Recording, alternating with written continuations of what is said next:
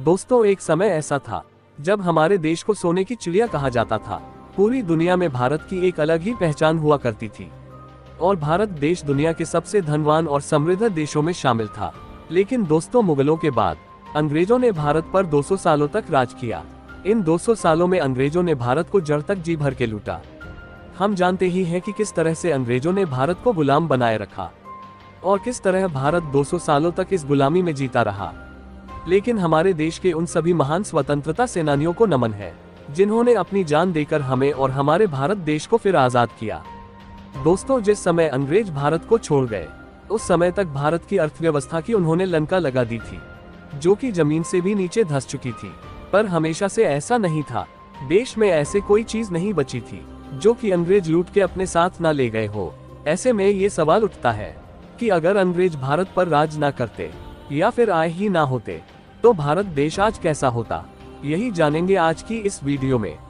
अंग्रेजों ने भारत को अपना गुलाम बनाया और 200 सालों तक यहीं पर कुंडली मारे बैठे रहे।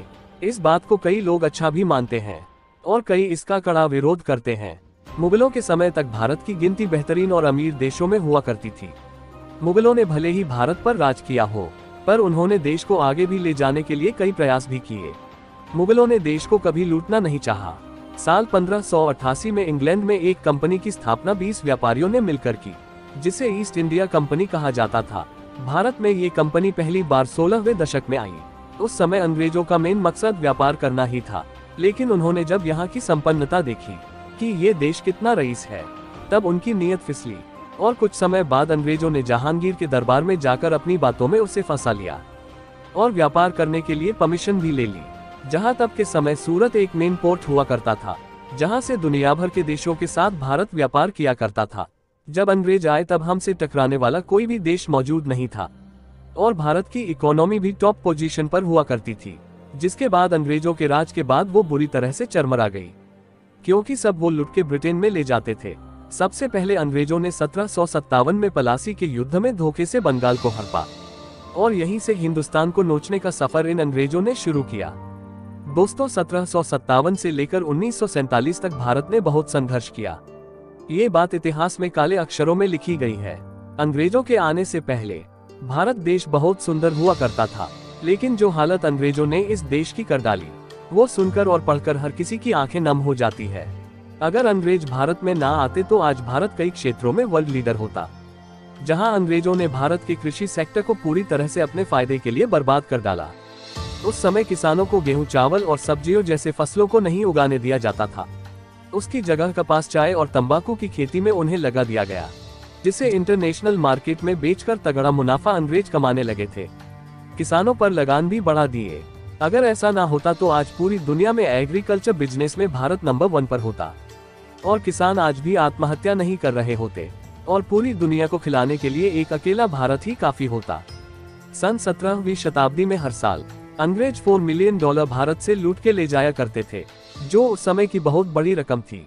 बात अगर करें कपड़े के बिजनेस की, तब अंग्रेज हमारे देश से सस्ता कपास खरीदते और जहाजों से इंग्लैंड में भेज दिया करते और वही कपड़ा बनाकर फिर से हमारे ही देश में या फिर बाकी की देशों में दुगने दामों पर बेचते थे और हमसे ही ज्यादा पैसे लेते थे। यहाँ सब बस बाहर जाता पर अंदर कुछ नहीं आता। कई सालों तक ऐसा ही चलता रहा, पर एक वक्त ऐसा भी आया जब उन्होंने वो सभी मशीन इंडिया में बुला ली, क्योंकि यहाँ के वर्कर्स को पगार भी कम देनी पड़ती थी और वो कुत्ते की तरह उनसे काम भी करवा लिया करते थे, जिससे कि उन्हें और भी ज्यादा मुनाफा होने लगा। जहाँ हम भारतीय सेकंड वर्ल्ड वॉर से भी बच जाते अगर ये अंग्रेज यहाँ पर ना आते, क्योंकि भारत देश का इस वर्ल्ड वॉर में किसी से भी पंगा नहीं था। पर ब्रिटेन का गुलाम होने के कारण हमारे देश के 2 लाख से भी ज्यादा लोग इस वर्ल्ड वॉर में ना चाहते हुए भी उतरे और वो बिना कारण ही मारे गए। जहां अंग्रेजों ने गुरुकुल भी बंद कर दिए और स्कूल खोले, वो भी बस अपने फायदे के लिए, ताकि वो लोग पढ़ लिख के उनके लिए ही काम करें। ऐसे में नौकरशाही को बढ़ावा मिला और सभी बस गुलाम ही बने रहे। आज हमारे देश में अंग्रेजों का शासन नहीं है, तो क्या 1947 से लेकर आज तक क्या हम किसी भी क्षेत्र में तरक्की नहीं कर पाए? उन्हीं लोगों को हम बता दें कि पिछले 75 सालों के दौरान भारत हर एक क्षेत्र में धीरे धीरे ही सही पर नंबर 1 बन रहा है। आज भारत को डेवलप्ड नेशन कहा जाता है, लेकिन अगर अंग्रेज भारत में ना आए होते तो भारत देश कई साल आगे चल रहा होता और पूरी तरह से डेवलप भी हो चुका होता। जहां हमारे देश को अंग्रेजों ने भर भर के लूटा। अगर वो सब कुछ अगर लूटा न होता तो हमारा देश आज भी सोने की चिड़िया ही कहलाता, और जो कोहिनूर साले यहाँ से लेकर गए वो भारत देश की शान होता, ना कि महारानी के सर के ताज में पड़ा रहता। इनके देश में ज्यादातर चीज बस लूट के लाई हुई है, क्योंकि कमाने की औकात नहीं थी। और जो अंग्रेज हमें पैरों तले कुचल रहे थे, उन्हीं की छाती पर हम मूंग दलते। जहां आज खुद पूरी दुनिया पर राज करने वाला ब्रिटेन अब खुद बर्बादी की कगार पर है। ऐसे ही अगर ये अंग्रेज भारत में ना आए होते तो हिंदुस्तान नंबर 1 होता। चाहे वो ना हो सका हो, पर आज हिंदुस्तान की औकात इन अंग्रेजों से भी ज्यादा है, और 200 सालों की गुलामी के बावजूद हम हिंदुस्तानी ही इन अंग्रेजों पर राज कर रहे हैं।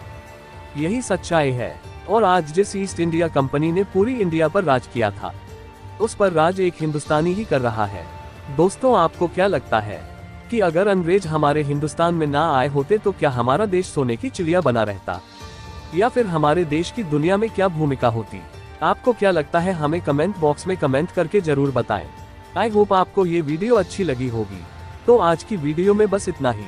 तो अगर ये वीडियो आपको पसंद आया हो तो इसे लाइक करें और हमारे चैनल को सब्सक्राइब करें।